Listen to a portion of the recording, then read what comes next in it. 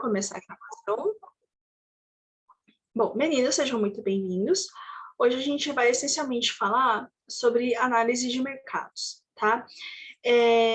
Análise de mercados é uma temática que é super interessante para vocês todos, porque, em linhas gerais, definindo características de quem vai comprar coisas de vocês, de quem vai os contratar, vocês conseguem acertar mais o perfil daquilo que vocês vão fazer. Peraí, análise de mercados consumidores, deixa eu só conferir no vídeo até quando a gente foi na aula, para eu não encalacrar as coisas, tá? E uma coisa que eu percebi, reassistindo um pouco as aulas antigas, é que eu gravei quase todas as aulas de óculos, né? E curiosamente, no dia a dia eu uso pouco, eu acho que eu tava com a vista cansada, cara. Daí a gente percebe também que eu tenho muitos óculos, porque eu contei 6 armações diferentes nas aulas. Bom, mas enfim, a gente vai tentar definir um pouco melhor o tipo de mercado que vocês vão atender, tanto para o trabalho de vocês que vocês vão fazer aqui na disciplina, né, trabalho de conclusão, pesquisa de mercado, quanto futuramente com as ideias de negócio que vocês porventura venham a ter, tá? Eu sei que o Vitor tem ideias múltiplas, que algumas são relacionadas com a área dele, outras não. O Marco, ele tem ideias assim que não são exatamente relacionadas à área de formação dele, mas aproveitando que ele entende de sistemas, pode ajudá-lo, né, a desenvolver melhor as suas ideias. E o Gabriel, se eu não me engano, estava pensando em montar um café, né? Então, acho que de todo jeito a gente consegue utilizar bastante coisa que vocês estão pensando em fazer aí para o trabalho, tá?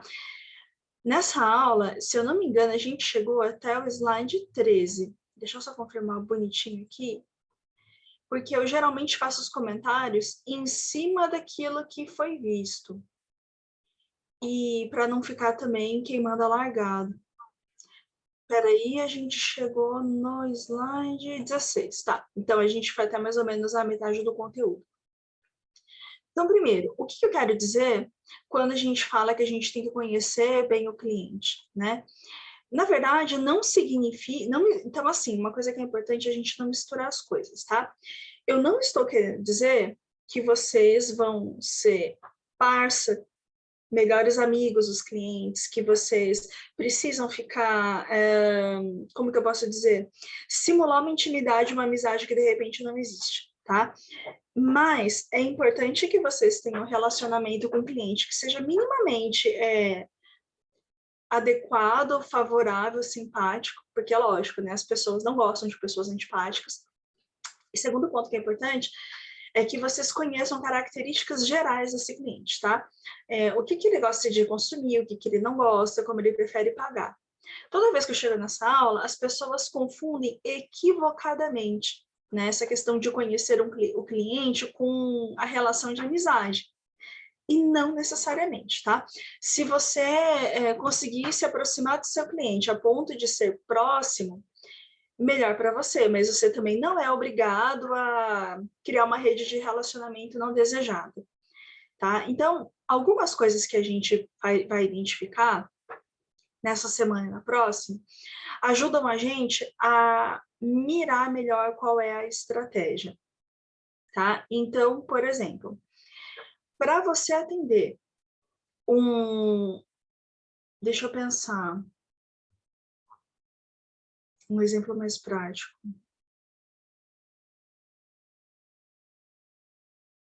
Tá, eu lembrei. Por exemplo, para você atender um cliente que tem entre 28 e 35 anos, morador da cidade de São Paulo, você pode, por exemplo, montar um restaurante que seja um restaurante que toque, e desconsiderando a pandemia também, lógico, você pode montar um restaurante que toque música sertaneja, você pode montar um restaurante que venda comida nordestina, você pode montar um restaurante japonês, você pode montar um restaurante de paquera, tipo barzinho, você pode montar um restaurante como Espaço Kids. Por você ser uma cidade grande, Na verdade, é até ideal que você seja um restaurante que tenha uma carinha diferente para se diferenciar da imensidão de restaurantes que existem em São Paulo. Então, você pode fazer o seu restaurante ser diferentão, mais ousado, tá? Ao passo que você montar um restaurante focando o público de 28 a 35 anos, por exemplo, em uma cidade como Monte Carmelo, que é uma cidade menor, você necessariamente vai ter que fazer um restaurante que tenha pratos mais populares, né? Então, ou seja, não vai adiantar você fazer uma coisa mega diferentona, você vai ter que pensar em questão a preço, porque a renda média das famílias em Monte Carmelo é de 1,5 salário, eu já comentei isso com vocês, né? As famílias carmelitanas, de pai, mãe, 2 filhos, ganham em média entre 1.500 a 3.000 reais no máximo, tá? E você vai ter que colocar um restaurante com espaço kids, porque também existem exemplos mostrando que na cidade de Monte Carmelo, nessa faixa etária, as famílias já têm entre 1 e 2 crianças, tá? Então, dependendo da especificidade, da característica do seu mercado, você vai ter que fazer ajuste, não tem jeito, né? Então, quanto mais específico for o seu público, né?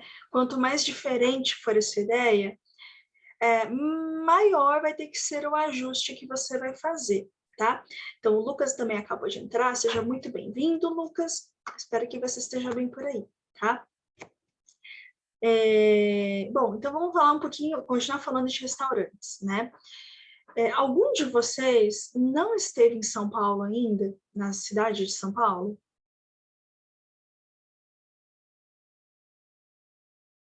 Todo mundo já esteve. Gabriel, você já esteve. Lucas, Vitor Hugo, Marco? Bom, Já bastante. Sim, já foi. tá, beleza. Então, todo mundo tem uma noção. E, bom, a cidade... Porque eu tô falando de São Paulo, gente, porque você acha restaurante de tudo, tá? Inclusive, acabou de abrir um restaurante... Cara, eu vou falar isso, vai parecer ridículo, tá? Um restaurante com foco em magia. Então, o restaurante, ele tem decoração de Hogwarts, lá do Harry Potter, mas com pratos mais adultos, gente com roupa de bruxo servindo as mesas. E o restaurante não é para criança, tá? O restaurante é para o público adulto. Enfim, tem de tudo, tá? Então, assim, quanto maior o número de concorrentes que você tem, quanto mais disputado o mercado maior a necessidade de você se destacar. A gente já viu isso na semana passada na nossa aula, tá? E a gente vai continuar martelando essa ideia. A questão é que aqui a gente vai entender como diferenciar, porque não basta você ser diferente, né? Tem que ser um produto, um serviço que seja diferente, mas também desejado, tá? Então, você tem que pensar em termos daquilo que é agradável para o seu público-alvo, o que ele vai preferir, o que ele não vai preferir. Então, a gente usa esse funil. Esse funil, a gente chama ele de, como que eu posso dizer? Funil de características do consumidor. É com base nisso que a gente acha o nosso nicho, quem a gente vai atender. Qual é a lógica? Quanto mais concorrido é o segmento, maior e mais detalhado é o filtro que você vai fazer. Quanto menor é o seu perfil de concorrência, você pode fazer de uma forma mais ampla. Como, por exemplo, né, se a gente for parar para pensar em Monte Carmelo, tem aquele restaurante, a Tribo do Peixe. É um restaurante que atende universitários, que atende famílias, que tem petisco, mas também tem pratos, tem chopp, mas também tem suco, tem vários tipos de doces. Então, por a cidade ser pequena e não ter tanta opção, né? Os barzinhos, os restaurantes, na dúvida, eles miram em tudo. Então, você não tem, assim, até tem bares de petisco, mas restaurantes e bares, no geral, servem porçõezinhas, tá? Porque eles querem atender a todo tipo de perfil de público. A mesma coisa não pode ser feita em cidades maiores, você precisa de diferenciais. A gente vai analisar na nossa conversa de hoje, se eu não me engano, esses 2 primeiros tópicos. E na semana que vem a gente vai falar desses 2 últimos tópicos desse funil, tá? Então, a primeira coisa que a gente vai avaliar são os fatores culturais, tá? Então, antes de tudo, o que é cultura, tá? Cultura, gente, é o contexto que a gente vive. Existem fatores culturais que são característicos da nossa nação. E existem fatores culturais que, para a gente, é alienígena. Então, por exemplo, algum de vocês já conheceu um alemão, um suíço, alguém que seja de origem nórdica? Então, por exemplo, nasceu na Noruega, na Suécia, vocês conhecem algum gringo que veio de fora da Península Escandinava ou da Alemanha? O Gabi está falando que não, Vitor não, Lucas e Marco não sei. Vocês me falam aí. Eu conheci um francês que morava bem próximo à Alemanha, mas ele é francês. Uhum. Vamos ver, eu não sei de franceses, tá? Mas vamos ver, Lucas, se isso encaixa com o que você viu. Eu morei com uma alemã chamada Caroline. E a Caroline, gente, ela era muito gente boa mesmo. Ela namorava um menino aqui no Brasil e a gente dividia apartamento. E ela tinha algumas coisas que eu achava muito estranhas, tá? Muito estranhas mesmo. Então, por exemplo, cara, vocês me conhecem já há tempos, eu não sou a pessoa mais pontual do mundo. Eu me esforço, mas assim, cara, eu não sei o que acontece, tá? Com ela, a precisão era de segundos, sabe? Então, tem algumas coisas assim, por exemplo, a gente combinava, vamos almoçar? Vamos almoçar junto? Vamos? Então, a gente se encontra no shopping, Del Rey, por exemplo, meio-dia. Beleza. Se eu combino com vocês e algum de vocês atrasa um pouco, eu não vou ligar e eu acho que vocês não vão ligar de me atrasar um pouco. Com ela, gente, era 12:03. Ela já estava ligando. Cadê você? Que eu tô aqui. Porque para algumas culturas, toda essa questão de pontualidade de horários é uma coisa que está escrita em pedra, é absolutamente seguido, tá? Uma outra coisa cultural nossa, que ela estranhava, mas achava legal, era a nossa alimentação, né? O Lucas está falando aqui que ele também teve uma intercambista dinamarquesa, mas não a conheceu muito. Vamos ver se alguma coisa que eu falar aqui vai fazer sentido para você. Na nossa casa, né, a gente divide um apartamento em Belo Horizonte. O que é almoço no dia a dia para vocês, né? Então, lógico, tirando de lado, por exemplo, dietas específicas ou regimes alimentares mais assim pontuais. Mas o almoço clássico aqui no Brasil é você fazer arroz, fazer feijão, salada, vai ter algum legume cozido e vai ter algum tipo de proteína. Bife, frango, ovo, alguma coisa assim, né? Então, para você preparar o arroz, assim, o arroz não, perdão, o almoço, você não faz em meia hora. Não faz, tá? Porque você tem que fazer o feijão você não faz rapidinho, o arroz você faz rápido, mas legume você tem que cortar, salada você tem que lavar. Então, o preparo de uma refeição, pelo menos 1h30, tá? Mesmo com prática, porque você não tem como acelerar o processo de cozimento de um feijão, por exemplo, é demorado, né? Aliás, algum de vocês já se aventurou a fazer essas comidas? Né? Eu imagino que quem mora fora de casa, Lucas, Vitor e Marcos, vocês já fizeram feijão, essas coisas?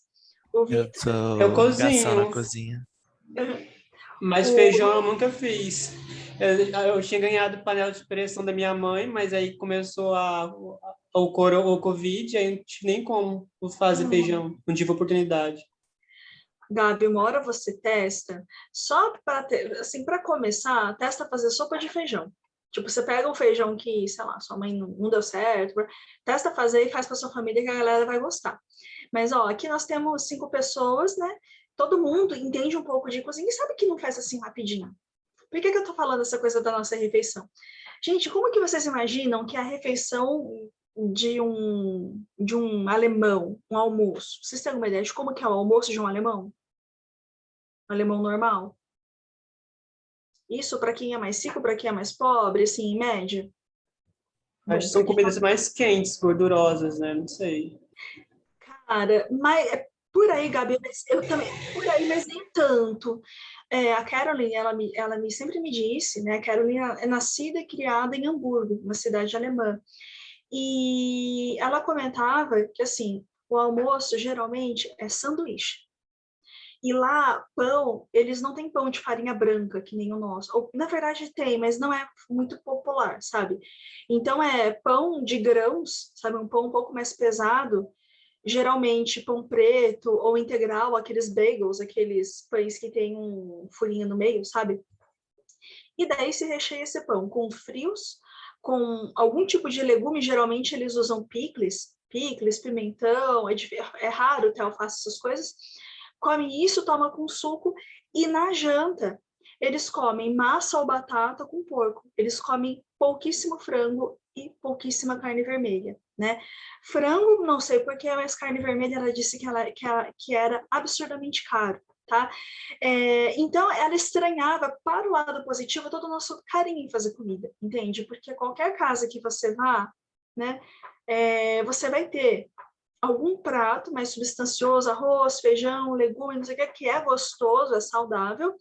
E na janta, é repeteco do que foi no almoço, geralmente, ou então, sei lá, faz uma sopa, um macarrão, alguma coisa assim. E são coisas que, culturalmente falando, na Alemanha não existe, tá? Outra coisa, mas aí aspectos femininos, né? Essa mesma moça, por exemplo, a gente ia passear no centro de Belo Horizonte, né? Para andar no calçadão, para ver coisas. Ela via aquelas lojas de lingerie, ela ficava alucinada e ela comprava dezenas de peças íntimas. Porque na Alemanha, as peças íntimas femininas, elas parecem roupa de ginástica, sabe? São tops, o sutiã não é com rendinha, que nem a gente gosta, é top, coisas mais sóbrias, né? Que são super funcionais, mas não são bonitas, tá? E é um fator cultural, né? Então, culturalmente falando, cada país tem a sua característica, né? E mesmo você falando a mesma língua, as coisas diferem. Por exemplo, o português brasileiro e o português de Portugal, a gente consegue entender perfeitamente o que eles falam com a gente e vice-versa. Porém, tem coisas que são culturalmente nossas. Por exemplo, se eu vou pedir alguma coisa, por exemplo, pro Vitor, eu falo assim, ô Vitor, pega ali o giz para mim. Faz conta que a gente está numa sala de aula, fala, ô Vitor, pega o giz para mim. O Vitor vai lá, pega, agradeço, beijo. Como que fica evidente que eu fiz o pedido? Porque eu fiz uma mudança de tom de voz. Ô, Vitor, pega para mim. Eu não precisei falar, por favor, Vitor, pega para mim. O meu tom de voz já foi modelado para o Vitor entender que foi um pedido, entendeu? A nossa voz, ela carrega mais significado. Nossa voz carrega sentimento afetivo. Já para o português médio, nascido em Portugal, eles não entendem essa sutileza de timbre de voz. Não entendem, tá? Um exemplo. O meu orientador de mestrado, ele contou uma história de que ele foi morar em um prédio em Portugal, e aí um vizinho tocou lá na casa dele, e o vizinho falou assim, eu preciso pedir um favor para você. E o meu professor respondeu, pois não. Tipo, fala, né? O vizinho ficou indignado, virou as costas e foi embora. Ele entendeu o pois não, sabe? Tipo, fala, como se fosse não, eu não vou fazer. E ele ficou sentido, demorou para ele perceber porque que o vizinho tinha ficado chateado com ele, tá? O caso é que existem culturas que são diferentes entre nação, né? Então, nós brasileiros, somos diferentes dos portugueses, somos diferentes dos uruguaios, dos chilenos, dos americanos, e mesmo dentro do país, a gente vê diferenças, a gente vê muita diferença. Por exemplo, no Mato Grosso do Sul, final de tarde, gente, pode ser um bairro de periferia e pode ser um bairro mais de classe média alta. Você vai encontrar pessoas colocando cadeira na varanda de casa e ficar vendo a rua, sabe? Ficar vendo o movimento. É o tipo de coisa que a gente não faz no estado de São Paulo, sabe? Em Minas se faz isso, gente, de pôr cadeira na varanda para ficar vendo o tempo passar no final da tarde. Você faz isso? Que eu não lembro de ter Em visto. Monte Carmelo eu vejo uns idosos fazendo isso. Pois em idoso a gente até entende, mas gente, no Mato Grosso do Sul, famílias, tipo, novas, sabe? A mesma coisa que, sei lá, vocês 4 montarem uma república, né? E aí deu 6 horas, 7 horas da noite, e vocês ficarem lá na garagem tomando tereré.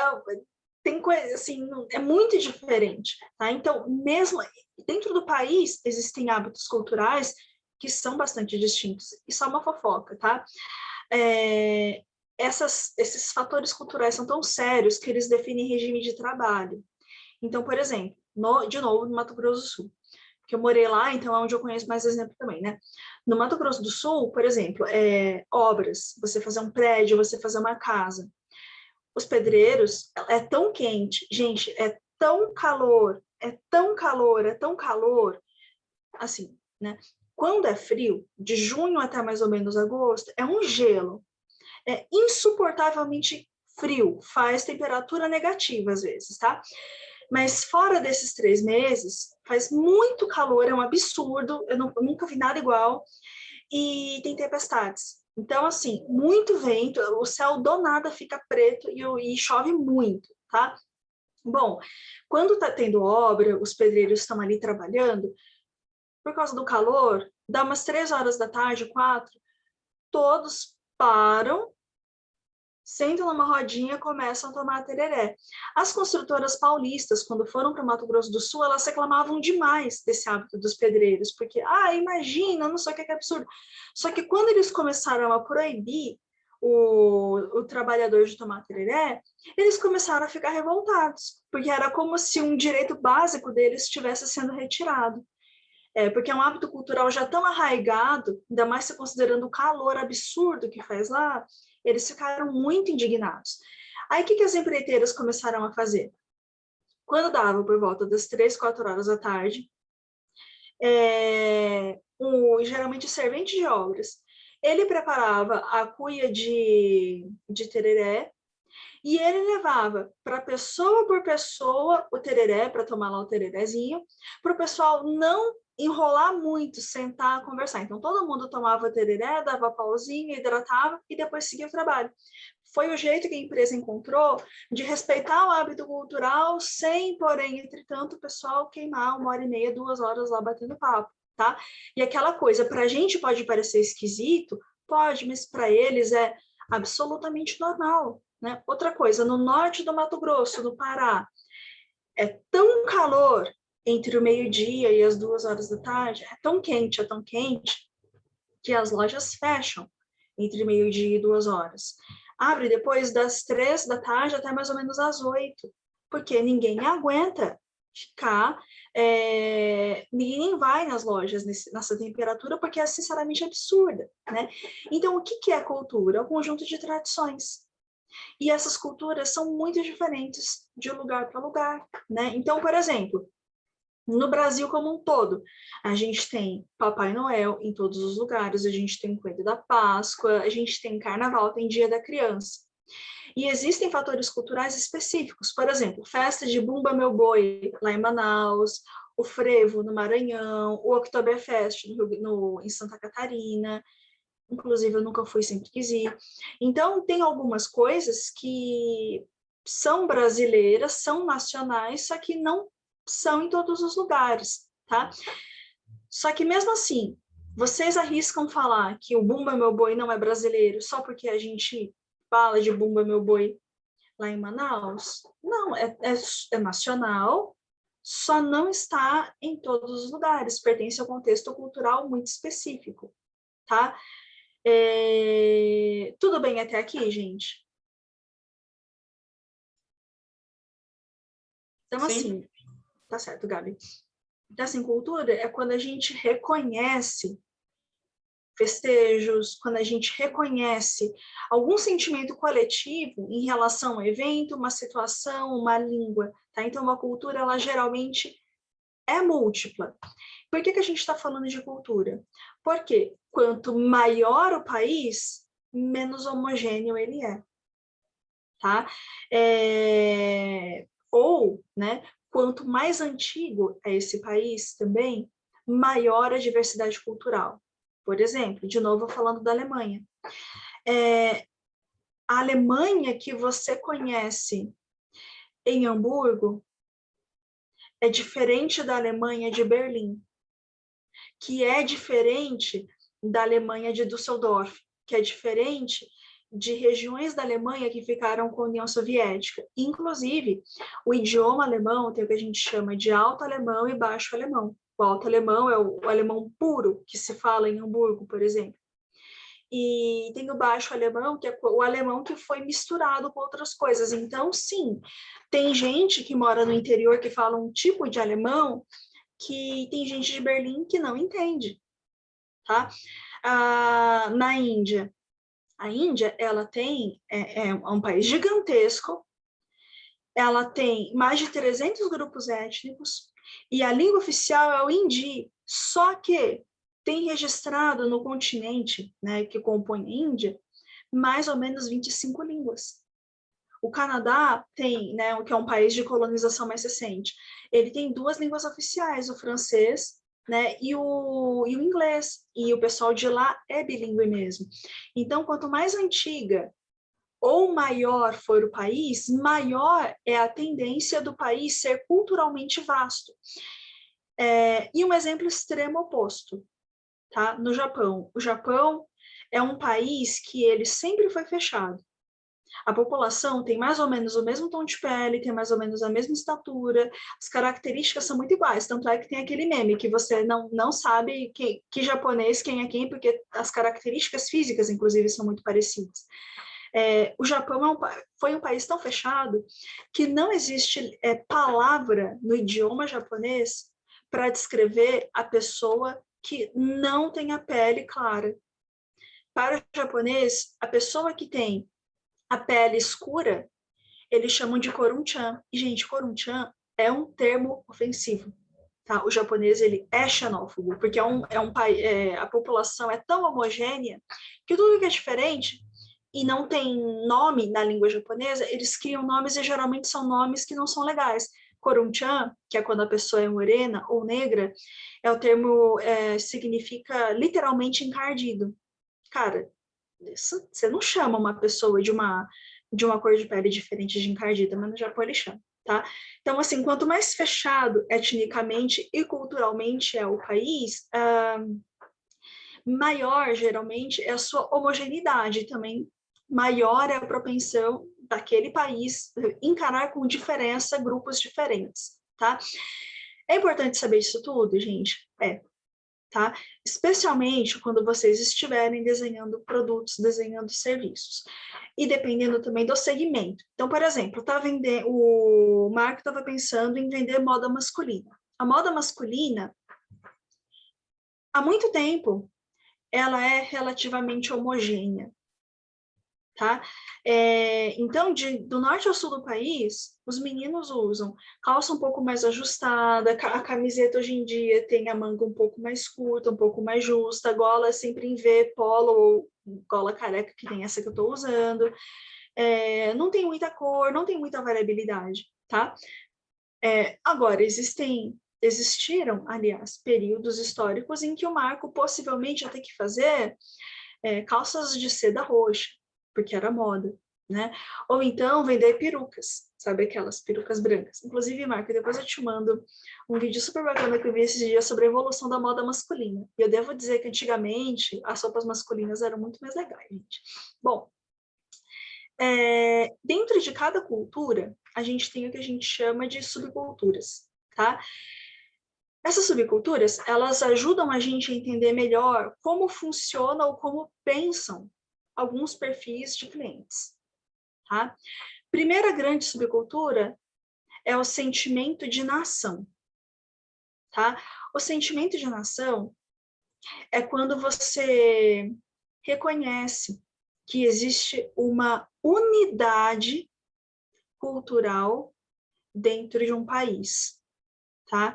Nação é uma coisa essencialmente emocional, e nem todo mundo tem. Vou dar um exemplo. Na Espanha, tem os chamados Países Bascos. Espera aí que eu vou achar aqui para vocês para mostrar. O País Basco, ele fica na Espanha, e é um grupo étnico que fala uma língua diferente do espanhol, bem diferente mesmo. Peraí que eu vou aqui compartilhar a telinha. Eles ficam dentro da Espanha por um acidente geográfico, mas a população basca, então, ó, aqui é Portugal, aqui é Espanha e aqui é o País Basco. A língua deles não existe igual na Europa, ninguém sabe de onde veio o idioma basco, tá? Ele é absolutamente diferente. O tipo físico da população basca é diferente da população espanhola, os costumes, os hábitos, tudo. Por isso, a população basca vive pedindo separar da Espanha faz tempo. Inclusive, já fizeram um atentado terrorista para tentar separar. Tem vários atentados terroristas, aliás, para tentar separar. Então, para os bascos, a pátria deles a nação deles, perdão, é a nação basca, não é a Espanha. Eles não se consideram espanhóis, tá?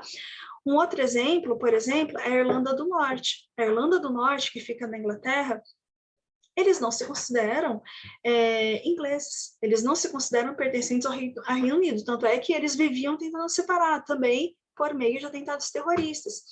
Então, quando você está definindo um perfil de público, você tem que pensar em termos de nacionalidade, ou seja, você tentar pensar em um grupo de pessoas que tem alguma coisa em comum, nem que seja a nação, ou seja, sentimentos positivos. Por exemplo, você tá querendo desenvolver, você está fazendo um trabalho na Espanha, por exemplo, você vai vender bebida alcoólica. A propaganda que você desenvolver pensando na Espanha que você conhece, falando de Madrid, falando de Barcelona, falando de Granada, certamente não vai funcionar em Santander. Santander é essa região basca aqui, que nem a língua é a mesma. Então, por isso que produtos e propagandas são feitos de forma diferente, né? Então, tudo que é transmitido nessa região não tem as mesmas características do que é apresentado em outros lugares da Espanha. Você já tinha ouvido, gente, do País Basco, que fica na Espanha? Eu, pelo menos, não. Pois é. Tá aí, Gabriel, o Vitor já tinha ouvido? O que você tinha ouvido, Vitor, dessa região? Só algumas notícias só a respeito dessa disputa dos territórios e da separação. E assim, a região basca, o que aconteceu? Teve a Rainha Isabel de Castela e o rei Fernando de Aragão, que construíram o que a gente hoje chama de Espanha, e esses dois reis, eles acabaram conquistando uma região, que é essa região basca. Eles dominaram esse povo, mas esse povo nunca se deixou dominar, ele nunca se misturou. Então, assim, propagandas feitas para a Espanha no geral simplesmente não servem na região basca. Engraçado, né? A língua não é a mesma. Quem tiver curiosidade depois, digita depois no YouTube idioma basco. Gente, não tem igual, ninguém sabe de onde veio aquela língua, ela não tem nada a ver com espanhol, nem com português, nem com inglês, nem com alemão, nem com russo, nem com língua nenhuma. O pessoal brinca que é uma língua alienígena, porque ninguém sabe de que canto veio, tá? Então, é importante fazer ajuste? É importante fazer ajuste, tá? Segunda característica, diz respeito, né, à religião. Só um pouquinho, gente. A religião também define, em alguns aspectos, não todos, um conjunto de características. Então, por exemplo, em um país de maioria muçulmana, tá? Como, por exemplo, é o caso do Marrocos, gente, você não vai colocar a Sabrina Sato de fio dental fazendo propaganda de cerveja, tá? Vai dar ruim. Na Turquia, você não vai colocar uma moça gata de decote, ou você não vai colocar um cara de sunga numa propaganda, entendeu? Porque vai ficar esquisito. Por quê? O código de conduta moral estabelecido pela religião muçulmana não vê com bons olhos nem bebida alcoólica, nem exibição do porte físico, da beleza física, essas coisas, tá? Então, dependendo do perfil religioso que o seu público tem, não vai dar certo. Aí vocês vão falar assim, Mitya, para de viajar. Aqui no Brasil, a gente tem basicamente católico. Pois é. Só que, por exemplo, tem muitas coisas que são feitas se pensando na religião católica, mas não se pensa que mesmo dentro do catolicismo existem divergências. Por exemplo, tem as religiões neopentecostais, que basicamente não veem com bons olhos um monte de coisas, né? Então, por exemplo, novela da Record. As novelas da Record, elas não abordam uma série de coisas, como, por exemplo, público LGBTQIA+, não é tratado em novela nenhuma da Record, ninguém em novela da Record divorcia, não existem cenas extremamente sensuais, porque se trata de uma rede televisiva que é totalmente focada em um público-alvo específico, que é o público neopentecostal, tá? Tem que levar isso em consideração? Tem, porque dependendo do perfil do público que você quer atingir, é isso, tá? Tudo bem até aqui, gente? Tudo certo? Vocês estão entendendo? Tá ficando viajado? Eu tô dando exemplo, gente, de novela, de Record, porque, enfim, eu ia falar alguma coisa para vocês sobre os satanistas do Rio Grande do Sul e sobre o pessoal da Umbanda e do Candomblé, mas, assim, são tão pontuais os exemplos que aí fica viajado demais, tá? Dos satanistas, gente, tem umas coisas que o pessoal, no mínimo, é bem-humorado. Cara, tem cada história que eu já ouvi que eu falo, gente, o pessoal é muito criativo. Mas, enfim.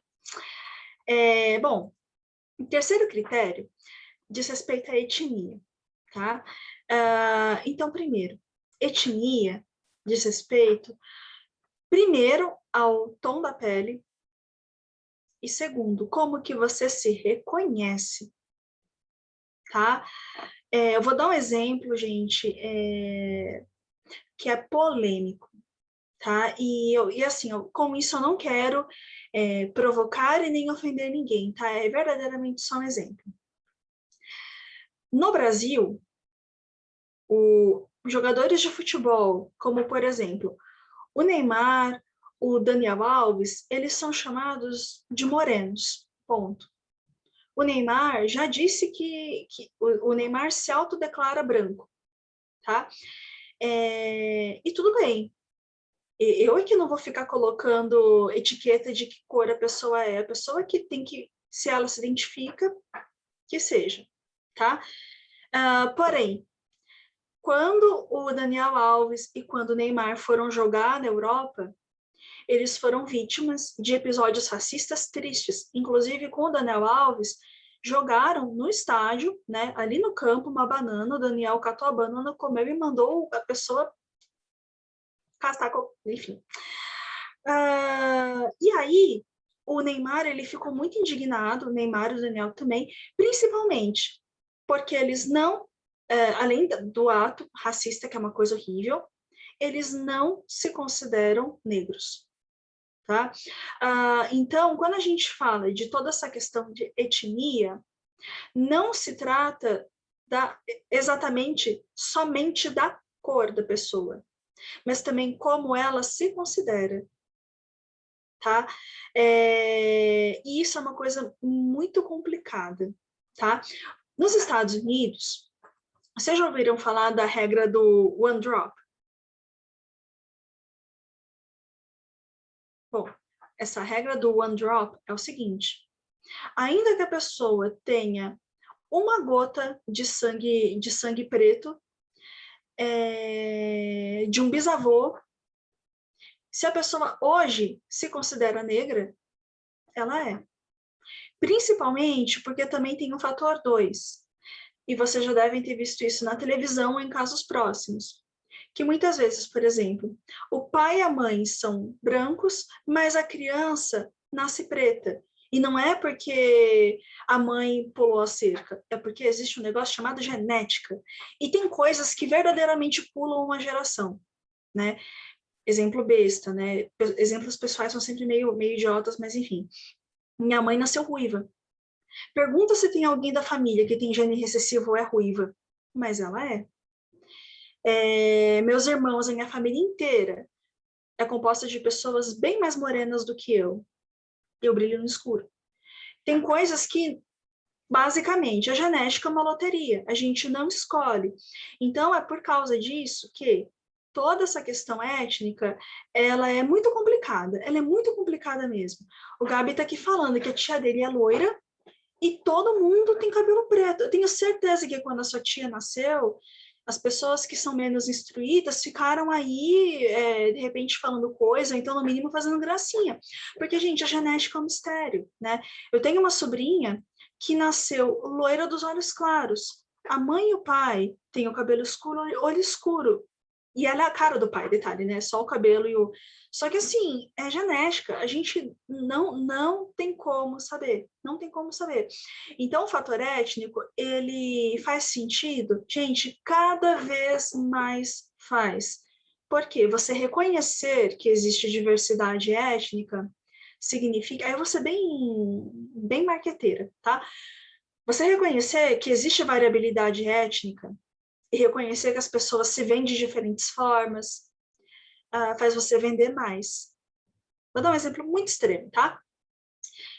Hoje em dia se fala muito, graças a Deus, se fala muito sobre você se aceitar, especialmente quem tem cabelo crespo, da pessoa valorizar os cachos, deixar crescer, cuidar, em vez de ficar alisando. Isso é legal? Claro que é. Tá? Geralmente a pessoa que decide assumir o cabelo crespo, tá? E a pessoa é preta, ela geralmente abraça o pacote. Ela se aceita como pessoa preta e ela aceita também o cabelo. Com isso, o perfil de consumo dela muda. Sério, tá? Então, abre-se um novo leque de horizontes para vestimenta, para produto de cabelo, para maquiagem. Tá? Se vocês forem pegar, por exemplo, o mercado de maquiagem no Brasil, existe base para pessoas de pele escura só de uns 5 anos para cá. Antes não tinha. Então, basicamente, as meninas compravam o produto e depois tinham que ficar misturando pigmento para base. Base, gente, é uma espécie de tinta que a gente passa no rosto para ele deixar a pele mais homogênea, tá? E, assim, quase todo mundo... eu não conheço quase ninguém que não use, tá? E não tinha esse tipo de produto para as meninas de pele mais escura. Então, quando se começou essa discussão aqui no Brasil e lá fora sobre etnia, que, de novo, não é só a cor da pele, é como você se vê. Quando a pessoa se vê de um jeito ou de outro, todo o padrão de consumo dela muda também, tá? Então, do mesmo jeito que aumentou o tanto de vendas para produto de cacho, para produtos para peles mais escuras, também começou a existir ainda mais demanda, por exemplo, para fazer luzes, para pintar cabelo, uma série de produtos que, assim, você vê que a pessoa tomou uma decisão. Algumas decidiram abraçar, que são etnicamente ligadas, né, a um fator, né, por exemplo, sou preto, sou preta. E outros tantos decidiram abraçar a sua branquitude. Eu aqui não falo nada, não tenho lugar de fala aqui não. Mas isso define padrão de consumo? Define, tá? E as empresas usam isso para vender? Usam, tá? E por fim, a gente tem uma subcultura geográfica, tá? Então, ou seja, a região geográfica que você vive define padrões de comportamento, define muito padrão de comportamento. Então, por exemplo, aqui na região sul-sudeste, vende-se muita calça jeans, tá? Na região norte-nordeste, não se vende muita calça jeans, se vende mais bermuda, ou jeans, ou brim, ou tactel. Calça jeans é muito raro. Moletom nem chega, muitas vezes, em estado do norte, porque simplesmente não vende, entendeu? Então, se não vende o produto, não vai ter também, né? Uma outra coisa que aí é específico, por exemplo, da região metropolitana de Belo Horizonte. Você não vê as moças, por exemplo, usando salto alto, porque as cidades têm rampas que fazem isso. Então, você vai andar de salto alto para quê? Para você ficar se arrebentando naquele chão cheio de ladrilho, entendeu? Então, tem coisas que a própria região acaba filtrando. Um outro exemplo, aquela margarina delícia. Deixa eu mostrar para vocês. Peraí.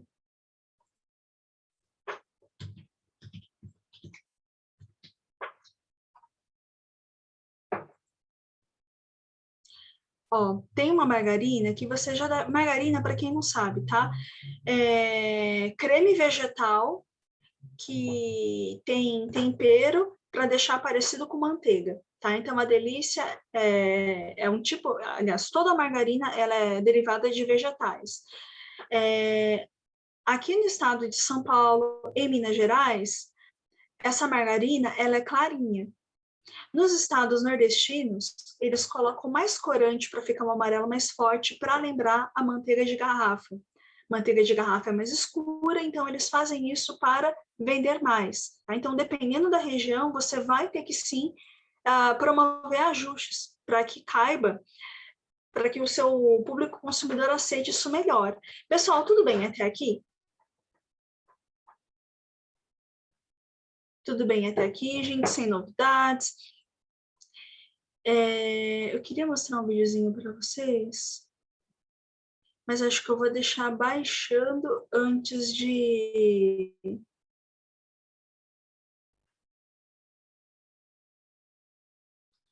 Acho que eu vou deixar baixando. Bom, cadê?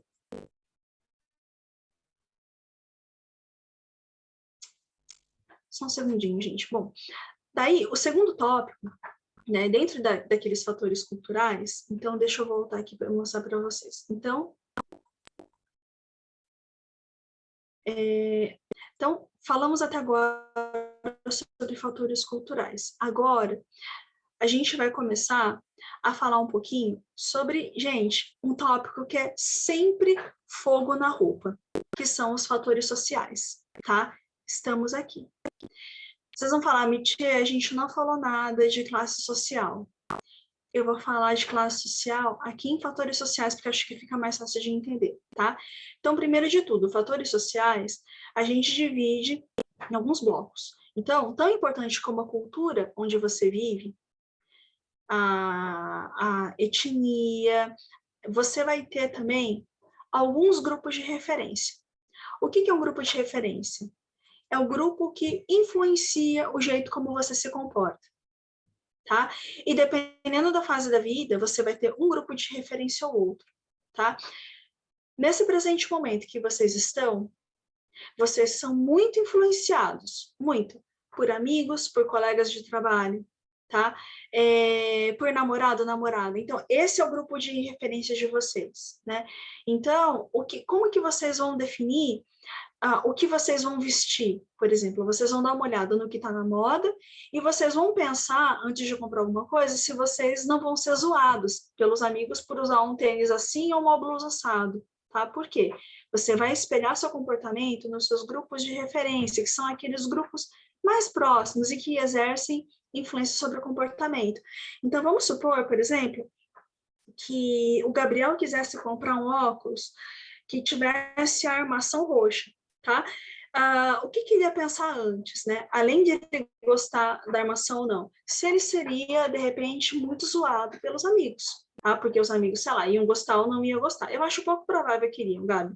Mas talvez ele pensasse isso. E quanto mais novo a gente é, mais sensível a gente é a ofensas e a zombaria, tá? Então, tem coisas que aconteceram com a gente quando a gente era criança, quando a gente era adolescente,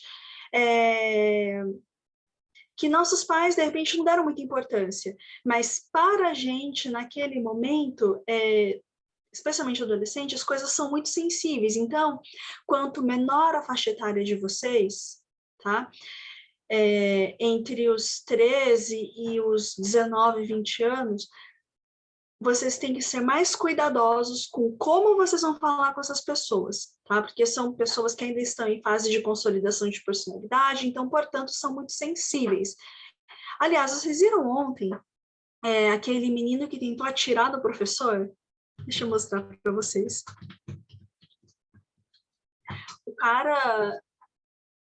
O cara tentou matar o professor, que zoou ele anos atrás, tentou atirar 3 vezes e não conseguiu, tá? Então, ou seja, gente, precisa tomar cuidado com o que você fala, com o que você faz, precisa, especialmente quando você está lidando com a população que é adolescente, tá? A população mais jovem, que está em fase de construção de personalidade, é muito sensível e, assim, usando uma gíria esquisita, tá?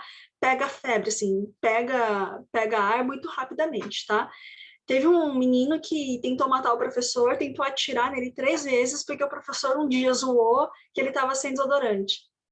E por causa disso, o menino ficou super nervoso e foi lá tentar matar o professor e não conseguiu. Assim, aqui para nós, que santo forte, porque o menino tentou atirar 3 vezes e o professor não notou. Vocês chegaram a ver isso, gente?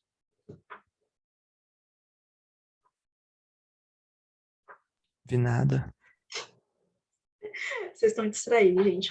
Mas, enfim. Bom, então, além do grupo de referência, a gente também tem grupos primários. Grupos primários são pessoas da família, pessoas que estão fisicamente próximas, que são importantes, mas que, de repente, são fundamentais, são importantes para você, mas não necessariamente vocês vão seguir conselhos, como, por exemplo, o caso de pai e de mãe, tá? Vocês convivem com os pais de vocês, gostam do pai de vocês, mas não necessariamente vocês vão dar muita importância àquilo que eles dizem, tá? E existem os grupos de afinidade, são aquelas pessoas com as quais você se dá super, super, super bem, tá? Existem também alguns grupos cruciais, como, por exemplo, os grupos aspiracionais. O que é isso? É aquilo que você quer ser. Então, a gente falou disso na última aula, né? Pelo menos eu e o Victor. Na última aula, eu estava comentando com vocês que dependendo do cliente que você tem e dependendo da carreira que você quer ter, você precisa parecer ser bem-sucedido. Você precisa parecer estar sempre bem. Por que você faz isso? Porque você quer se aproximar de grupos que sejam mais bem-sucedidos. Qual que é a lógica aqui? Fingir até conseguir, tá? Você se vestir de formas tais, frequentar lugares tais, falar utilizando termos tais e tais. Isso é o que a gente chama de grupo aspiracional, é o grupo que a gente quer pertencer, que a gente quer estar ali dentro desse contexto, tá? É importante? Porque quanto mais prestigioso, mais status tiver o seu grupo aspiracional, mais vai te custar a atender esse público, porque tende a ser mais exigente, tá? E existem também, agora falando em termos um pouco mais amplos, os chamados líderes de opinião. Líderes de opinião, gente, são pessoas que, em linhas gerais, estimulam o consumo. Então, são influencers, são atores, são atrizes, personalidades da mídia, que têm tanto prestígio, que são tão grandemente consideradas, que tudo que essas pessoas colocam à mão geralmente vende mais, tá? Então, por exemplo, você vê Fátima Bernardes, que abandonou, por exemplo, o Jornal Nacional para virar apresentadora. Por que ela fez isso? Primeiro, porque ela já estava cansada da carreira dela do jeito como estava, e segundo, porque trabalhando como apresentadora, ela podia fazer parte de campanhas publicitárias, onde ela ganharia muito mais, tá? E como ela já tinha credibilidade, já tinha renome, o que ela divulga vende, por isso o cachê dela é tão alto. E tem Gisele Bündchen, eu já comentei com vocês. O que ela aparece vendendo aqui no Brasil, vende bastante. Por quê? Ela é uma pessoa que foi muito bem sucedida na área dela, então, por isso mesmo, ela é um líder de opinião. Então, tudo que ela fala, geralmente é muito vendido, tá? E um terceiro fator social, que é muito importante, diz respeito às nossas famílias. Então, vamos lá. Quando vocês foram morar sozinhos, não é o caso do Gabriel ainda, tá? E vocês tiveram que, pela primeira vez na vida, lavar alguma coisa, tá? Então, vocês tiveram que, sei lá, comprar sabão em pó para deixar alguma coisa de molho, coisa assim, tá? Vocês chegaram lá no Superseu e vocês ficaram assim olhando nas gôndolas. Qual sabão eu vou levar? Porque tinha vários. Vocês chegaram a ligar para alguém pedindo dicas do que comprar? Ou vocês já compraram direto qualquer um que vocês quiserem? Como que foi, gente? Acho que faz tanto tempo que vocês não lembram. A, Oi, de- Lucas. de- a primeira vez eu liguei pra minha mãe. Fui no mercado com o telefone ligando pra minha mãe. Aí da segunda vez eu já fui escolhendo mais barato já. Já não tava dando tanta importância. Ai, por quê, gente? O que acontece? Quanto mais você não ia ligar, por exemplo, pedindo conselhos e pedindo ajuda para o seu amigo, você provavelmente ia pedir ajuda para alguém que já entende como é que funciona, que você confia e que você tem afetividade, tá? Nesse caso, você ligou para sua mãe. E eu acredito que vocês todos já foram consultados pelo menos uma vez por alguma tia, algum primo, alguém mais velho, falando assim, por exemplo, é, qual celular eu compro? Que televisão é melhor? Já aconteceu com vocês de vocês serem consultados quanto principalmente a tecnologia? Que celular, que televisão, que computador, enfim, alguma coisa assim para comprar? Já. E o que especialmente foi, Lucas? Foi celular? Era um celular pra minha avó. Tadinha. Aí deu o Lucas lá explicando para a avó, clica aqui, aqui bate foto, aqui escuta. Toda semana tem que ensinar de novo. Tadinha. Mas uma hora ela pega, uma hora ela pega. Tá? Então, a gente diz que o público, que esse grupo de afetividade, esse grupo familiar que a gente tem, tá? Ele é a organização de compra de consumo mais importante, porque ela gera referência. Vamos supor, por exemplo, que vocês estavam lá escolhendo sabão, né? Aí tá lá o Vitor escolhendo sabão, ele liga para a mãe, ele fala, mãe, eu quero comprar o sabão brilhante. A mãe dele fala assim, não, filho, eu lavo Omo porque brilhante é porcaria. O Vitor, ele, não é que ele não vai comprar brilhante, mas ele vai pensar que então, Omo é melhor. E ele já fica com uma preferência já pré-determinada. E tem o detalhe 2, a gente tende a gostar de coisas que a gente consome quando era pequeno. Então, sim, a nossa memória de gostos, de marcas, é absolutamente afetiva, tá? Então, por exemplo, se quando criança você comia e gostava de arroz, feijão, carne e batata frita, carne de panela, essas coisas, adulto, você vai continuar gostando das mesmas coisas. Então, o nosso padrão de consumo, ele é desenhado por aquilo que a nossa família considera adequado, tá? Um exemplo besta. O padrão alimentar que vocês têm hoje, eu tenho certeza que em alguma medida vocês herdaram das mães e dos pais de vocês. Por exemplo, minha mãe é uma pessoa muito preocupada com forma física, beleza, essas coisas. Então, na minha casa, você não tinha fritura, nem refrigerante, nem creme de leite. Estrogonofe eu fui comer pela primeira vez na vida quando eu tinha 28... Não, mentira, eu tinha uns 24 anos. Porque eu achava esquisito, eu achava que fosse ruim. Porque minha mãe nunca tinha feito. Por quê? Vai batata palha, vai creme de leite, vai uma série de coisas que minha mãe não fazia, porque ela morria de medo de engordar. Quando eu comi, em compensação, eu comecei a gostar, tá? Mas eu descobri muito tardiamente. E eu ainda fui testar em situação de extrema fome, porque eu não teria comido pela primeira vez se não fosse fome extrema, tá? Eu estava na casa de uma amiga, ela fez e eu acabei comendo forçado e gostei. E eu acho que isso acontece com vocês também. Tem alguns pratos que vocês aprenderam, alguns hábitos, alguns pratos que vocês aprenderam na infância, que agora vocês adultos, você não desapega. Isso pode ser hábito bom e pode ser também hábito ruim. Tem alguma coisa que vocês aprenderam na infância de vocês que, assim, é da família de vocês, que não é muito comum? Ou fui a única maluca que comeu estrogonofe com 24 anos? Eu nunca tinha comido antes, gente. Não, eu comi esse ano também. Comecei comendo estrogonofe esse ano. Que a gente foi, eu fui com 3 amigos para uma viagem de ano novo. Aí daí a gente que fez as compras, eles falaram, vamos fazer estrogonofe? Eu falei, não vou falar não, que eu sou o único que não come, né? Aí experimentei. Uhum. E Gostei, você gostou? gostei É. pra caramba. E é fácil fazer essa parada, gente. Eu amei. Eu não gostei, eu nunca tinha comido. Uma outra coisa que eu aprendi tardiamente, risoto. Cara, eu achava risoto um negócio esquisito, tá? Eu nunca dei a menor bola, minha família nunca consumiu. Mas é o prato favorito da minha enteada. E ela adorava. E ela comia com tanto gosto que um dia eu resolvi provar e eu amei, tá? Então, hoje em dia, com alguma frequência eu faço.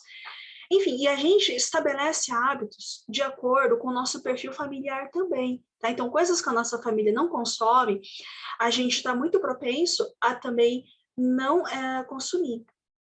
E uma coisa que é importante também a gente destacar, que cada membro na família tem um papel. Então, por exemplo, a mãe e o pai, eles assumem uma postura dominante na família. E os filhos, uma postura um pouco mais passiva. Existem algumas situações, por exemplo, a que vocês estão vivendo hoje, que vocês são universitários, estão ou estariam morando fora de casa, em que vocês são convidados a mudarem de papéis, tá?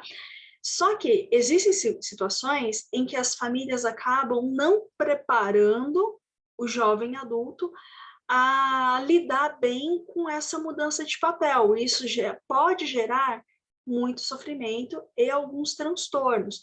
Então, por isso, já se sabe no marketing que quando você está direcionando o seu produto, o seu serviço para um público muito jovem, tem que deixar tudo muito bem explicado. Por quê? Muitos jovens nunca, por exemplo, fizeram compras sozinhos, não sabem nem o tamanho da roupa que usam, não entendem como utilizar produtos de limpeza ou como preparar coisas de cozinha. Então, se vocês comprarem o Hot Pocket da Sadia, que é um lanchinho feito para adolescente, para jovem, vocês vão observar que a legenda de como fazer o produto, como preparar, é muito mais detalhada do que uma legenda, por exemplo, de carne temperada da Sadia. Porque o perfil de pessoa que compra um Hot Pocket e o perfil de pessoa que compra carne temperada é radicalmente diferente, tá? E esse problema, ele não acontece só com uma família ou outra, é uma questão geracional. Eu comentei com vocês algumas aulas passadas que já se sabe hoje que a geração Z, né, que é a geração de vocês, talvez um pouco antes, que a população é mais bem cuidada, demora um pouco mais para sair da adolescência, então, por isso, quem trabalha com esse segmento tem que tomar um pouco mais de cuidado, porque se trata de um público específico com necessidades específicas, tá? Eu vou mostrar para vocês agora um vídeo do Porta dos Fundos zoando, lógico, né? Esse perfil de público, que você tem que ser extremamente cuidadoso para lidar, porque é um público diferente, que não sabe fazer algumas coisas, tá? Vou abrir aqui para vocês, peraí. Deixa eu desligar meu...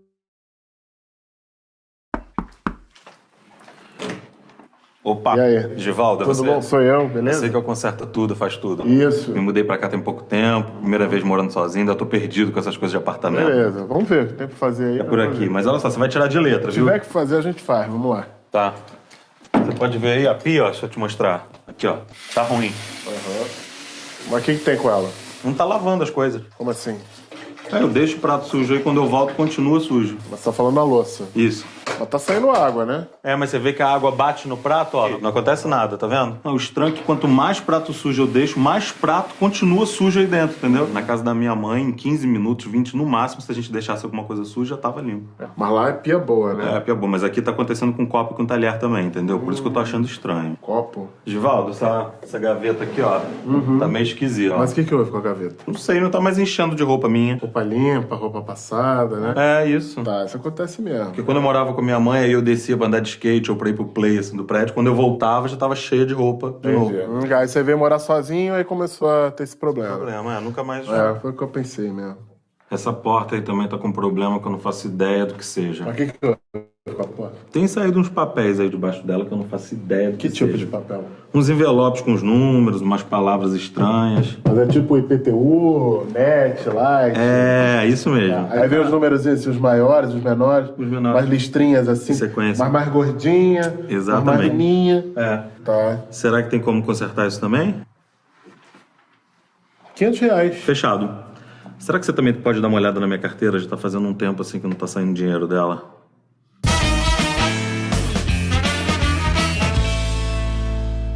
Ó, você vai ver, ó. Daqui a pouco vai aparecer. É um pozinho preto que nasce do chão, sabe? Parece que ele brota. Não sei de onde surge esse pó. É só a gente esperar que ele nasça. Espera aí. Só mais um pouquinho. Ele vai aparecer. Olha, ó. Acho que vi um ali. Tá vendo? À sua direita, mais pra direita. Um pozinho preto, escroto. Ali, ó. Tá vendo? A gente espera mais um pouco e nasce mais. Espera aí. Não, ali, ó. Outro. Um pozinho preto. Ali. Caraca. Bom, gente, então, como eu comentei com vocês, já virou uma certa... O pessoal faz um pouco de graça no mercado publicitário, mas se justifica. Por quê? Não adianta você cobrar ou você esperar que as pessoas saibam fazer coisas se elas nunca fizeram, tá? Não adianta pegar e falar assim, ó, por exemplo, ó, Gabriel, agora você fez 18 anos, você já é adulto, você vai fazer feijão. Tipo, você nunca fez, ninguém nunca nem pediu para você fazer isso, tá? Então, por causa disso, produtos e serviços que são destinados ao público mais jovem, especialmente quem produz as campanhas publicitárias, quem produz as instruções de uso, tende a ser assim, mais cuidadoso, porque se trata de um público que muitas vezes nunca foi nem apresentado ao conceito, tá? E a gente percebe que se trata de um cuidado que faz falta. Por exemplo, algum de vocês, alguma vez na vida, já fez declaração de imposto de renda? Acho que começar a fazer. Nossa, Coitado. embaçado, hein, velho? Aí, Marco, você fez Chatinho. sozinho ou você chamou alguém?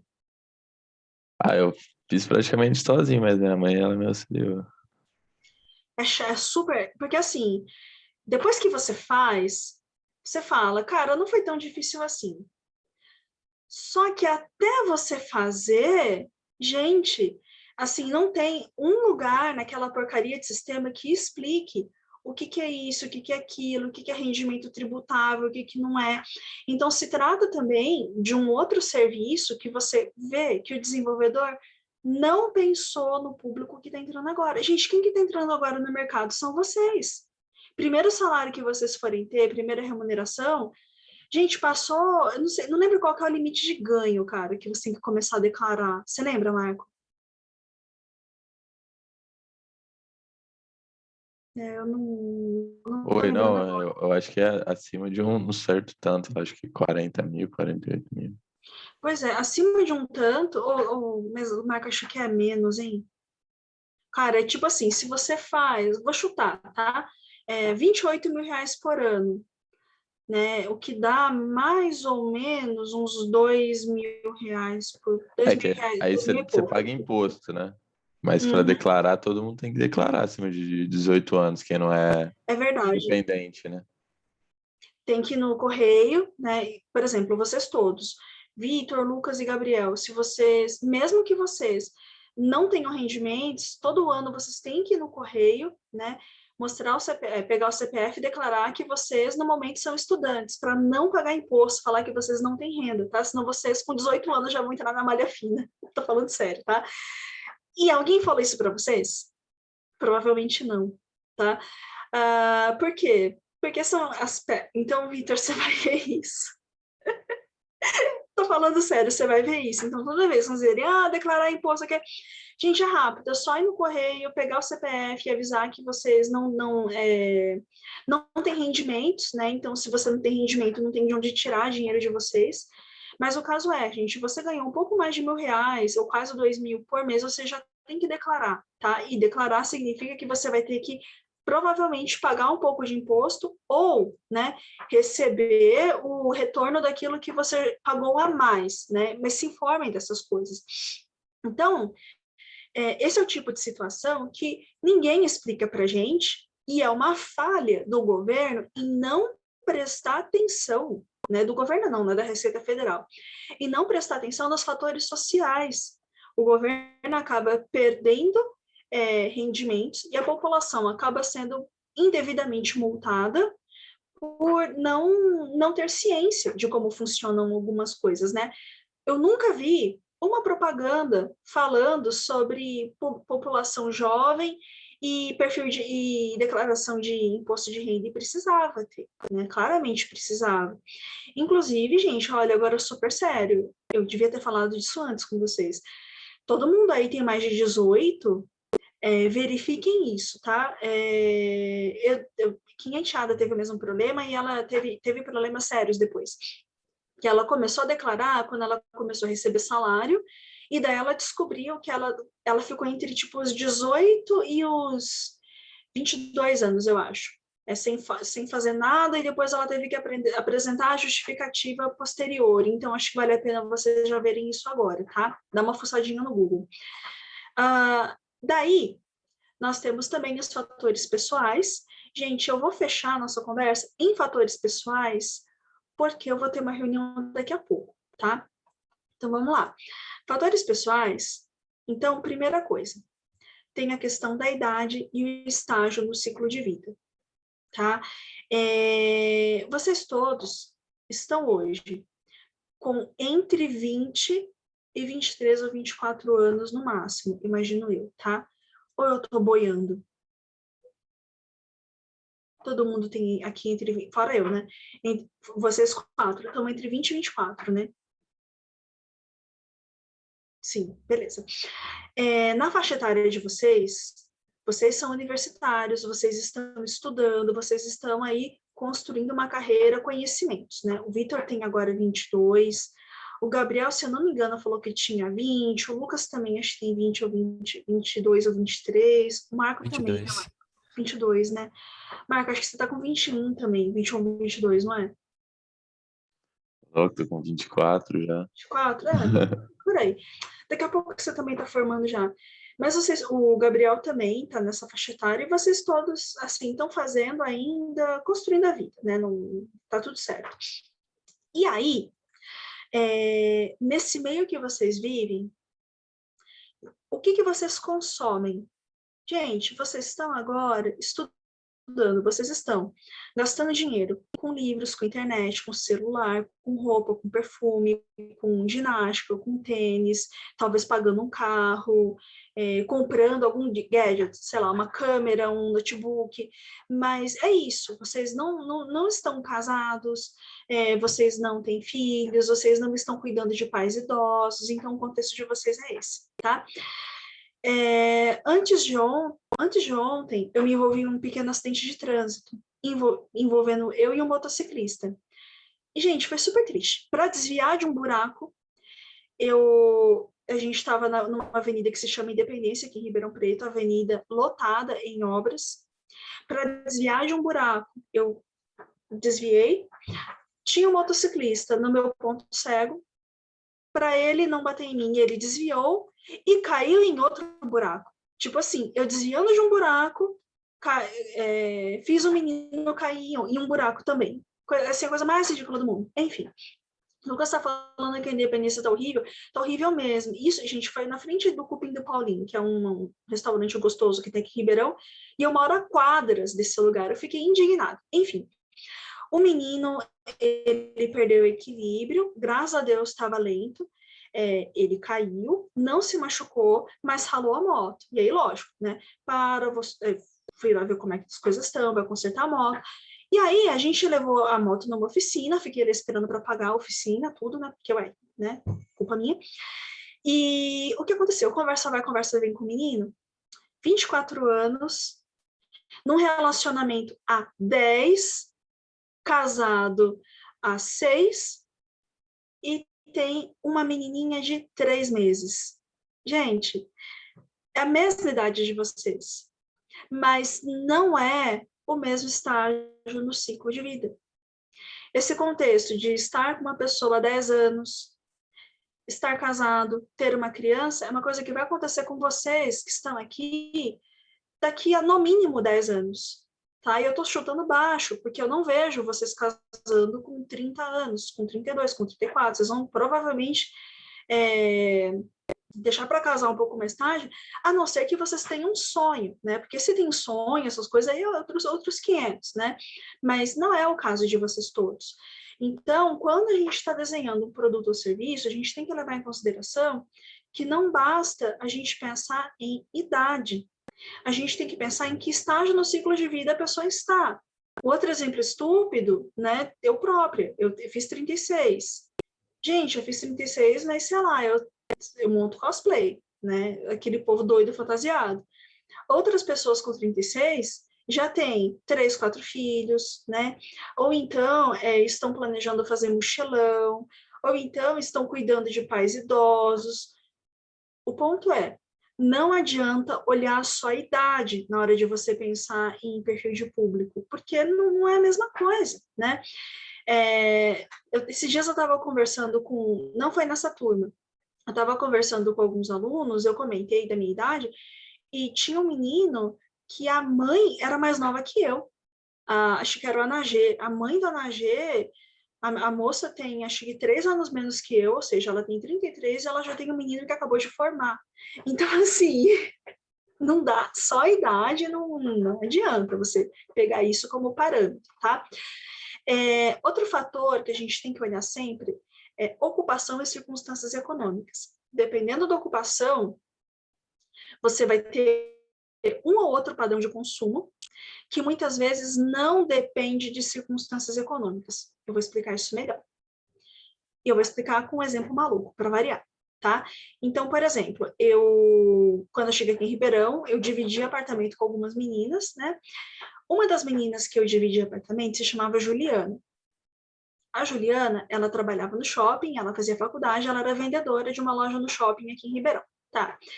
Ela ganhava um salário e, como ela trabalhava num lugar elegante, para ser bem sincera, ela ganhava para ficar no 0 a 0, porque o que ela ganhava pagava o aluguel, né? Pagava ali comida, essas coisas, e ela investia muito dinheiro na autoimagem, então em cabelo, maquiagem, unha, porque ela trabalhava num lugar mais elegante, tá? E a gente via que, na verdade, ela não conseguia guardar R$1 por mês, porque a ocupação dela, trabalhar no shopping, fazia com que ela gastasse mais do que ela tinha possibilidade, porque era esperado que ela se vestisse de forma de tais formas, entendeu? Ela, inclusive, foi contratada por causa disso. Nós tínhamos uma vizinha que trabalhava, também era vendedora, mas também era universitária, mas trabalhava no mercado municipal. O Mercadão Municipal fica na frente da rodoviária de Ribeirão Preto, tá? E é um lugar que vende queijos frios, é um lugar mais simples, mais popular, tá? Um dia, conversa vai, conversa vem, nós descobrimos que a nossa vizinha, primeiro, ela também era vendedora, ou seja, a mesma ocupação da Juliana, que morava comigo. Mas ela ganhava mais no Mercadão do que a minha amiga trabalhando no shopping. E segundo, por trabalhar num lugar mais simples, ninguém exigia que ela usasse salto, ou maquiagem tal, ou unha tal, ou assim. Então, acontece que a menina conseguia, com a mesma ocupação e um trabalho em lugar mais simples, ela conseguia guardar mais e ter, de fato, mais reservas do que a minha amiga que morava comigo. Bom, resultado, a Juliana mudou de trabalho. Ela acabou de trabalhar com a menina no Mercadão e hoje ela formou e, inclusive, está na Irlanda, tá? Mas o caso é que quando a gente está considerando fator... Por que a gente vê esses fatores pessoais? Para a gente escolher qual é o perfil do público que tem mais a ver com a gente, com aquilo que a gente está vendendo, aquilo que a gente está oferecendo. Então, não basta você só olhar a profissão. Você tem que verificar como que essa pessoa exerce a profissão, tá? Mesma coisa, por exemplo, você vai contratar, vamos supor, um advogado. Existem advogados e advogados. Existem alguns que apresentam serviços mais especializados, outros que apresentam serviços menos especializados. Então, circunstância econômica também muda. Alguns cobram muito dinheiro, outros cobram menos. Você vai ter que escolher qual é o perfil de gente que você quer, tá? O terceiro critério é a personalidade e autoimagem. Aí eu vou falar coisas cruéis, tá? Para você conseguir fidelizar clientes, vender produtos, vender serviços, você tem que fidelizar o seu cliente. Para fidelizar o seu cliente, você tem que fazer com que ele se sinta bem. Você tem que fazer com que ele se sinta melhor, mais bonito ou mais bonita, mais inteligente por consumir o produto, o serviço que você está oferecendo. Então, em linhas gerais, você vai manipular a autoimagem. Quem faz muito isso? Por exemplo, na moda masculina, aquela marca Osklen, ela manipula o seu consumidor a se imaginar mais culto, mais sofisticado, mais chique e também esportivo ao consumir a marca. Tá? Uma outra marca que faz isso, a Reserva, faz a mesma coisa. Em marcas esportivas, a Nike faz isso muito bem. O que ela faz? Ela considera que todos nós precisamos de reforço de ego, nós todos precisamos e queremos nos sentir melhor, e por causa disso, a empresa, ela oferece alavancas para que a pessoa se sinta bem. Gente, ninguém quer se sentir mal, ninguém quer se sentir zoado por consumir um determinado produto, tá? Um exemplo besta. Existem alguns tipos de veículos que eram ridicularizados, tá? As pessoas zoavam que eram ruim, que era isso, que era aquilo. O que as empresas fazem? Elas contratam atores descolados, elas contratam gente nova, bonita, simpática, para usar o carro, para aparecer usando o carro, para que a imagem do carro seja mudada e as pessoas queiram consumir, tá? A Renault faz isso direto com muitos produtos deles. Pessoal, até aqui tudo bem?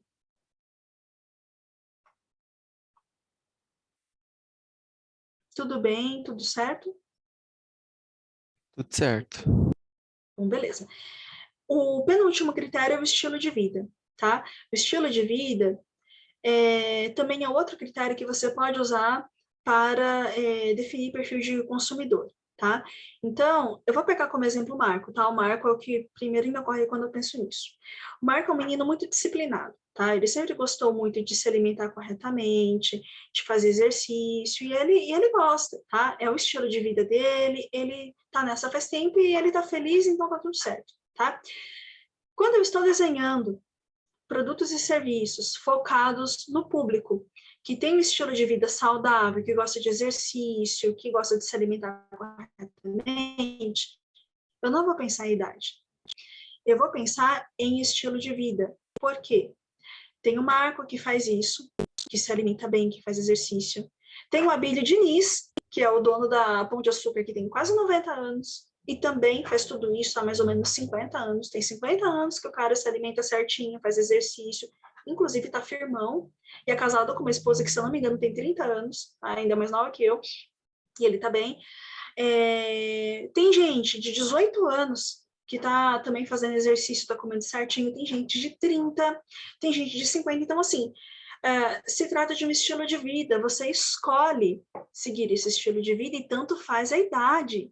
Então, por isso, gente, ao fazer propagandas, seja cuidadoso em escolher personalidades, estilos de comunicação e meios de divulgação de mensagem que sejam compatíveis com pessoas de diversas faixas etárias, que sejam diversas, tá? Porque você tem que focar no estilo de vida, por exemplo, saudável, ou outro qualquer, tá? Peguei o Marco de exemplo, mas poderia ser outra coisa.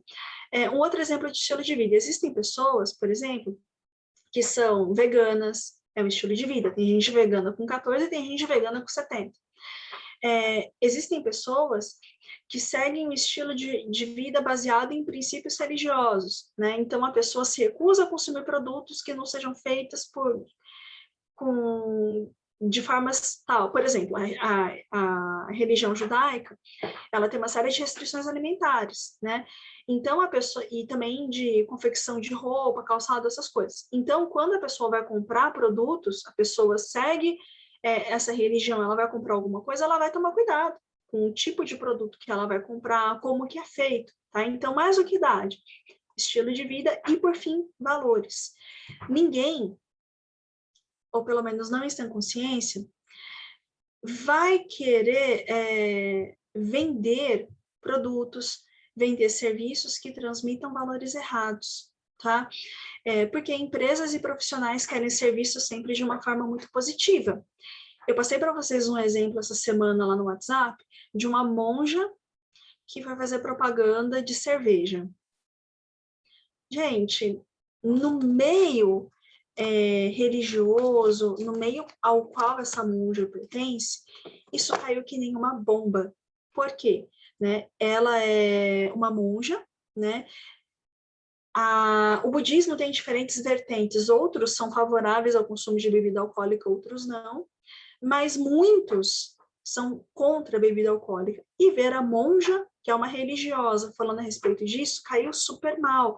Então, os valores do público ao qual aquela pessoa pertence ficou uma coisa muito estranha, tá? E por fim, gente, só fechando. Vocês com certeza já ouviram aquela mentira que, todo mundo que está em universidade é classe média alta. Toda família que ganha mais de R$2.000 está nos principais estratos de riqueza do país. É balela, tá?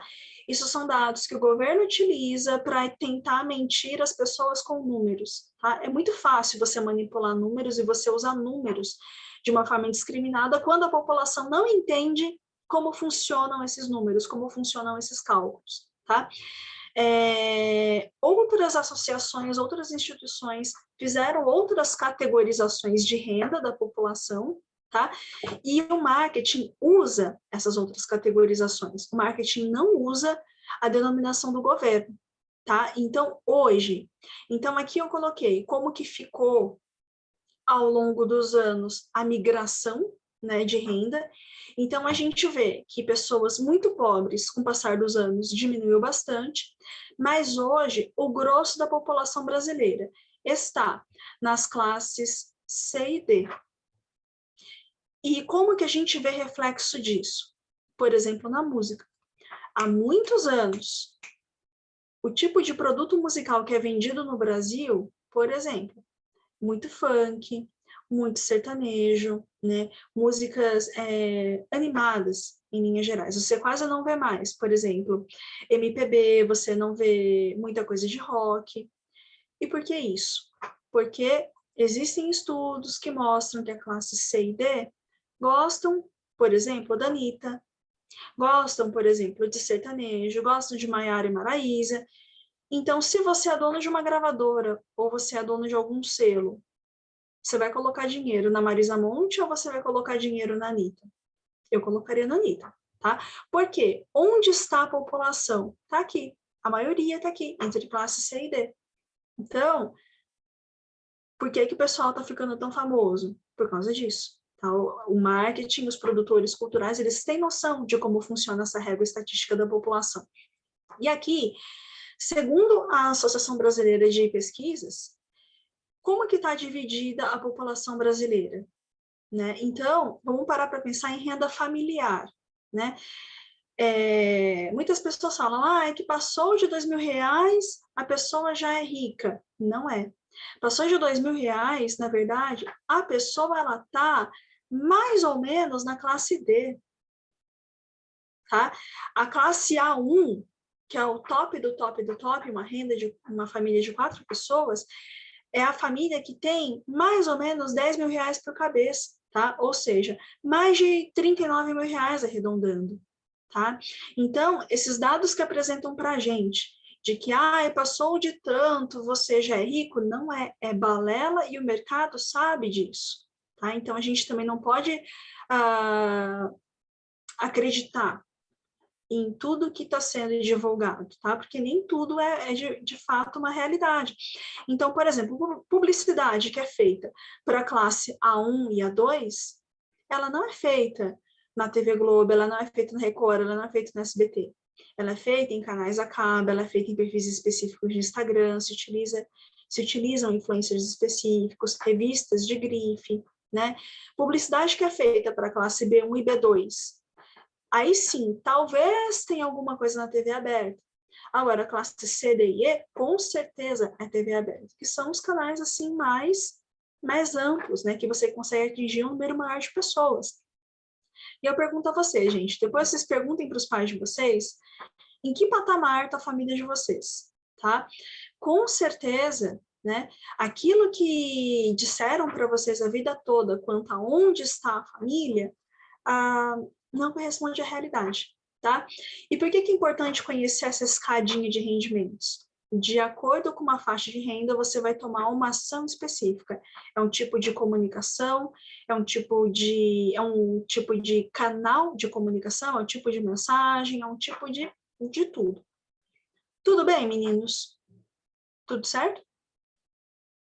Tudo certo. Bom, belezinha. Meninos, eu vou ter que sair porque eu tenho uma reunião, tá? Mas caso vocês tenham dúvidas, solicitações, reclamações, por favor, me chamem, me avisem, tá? Certinho?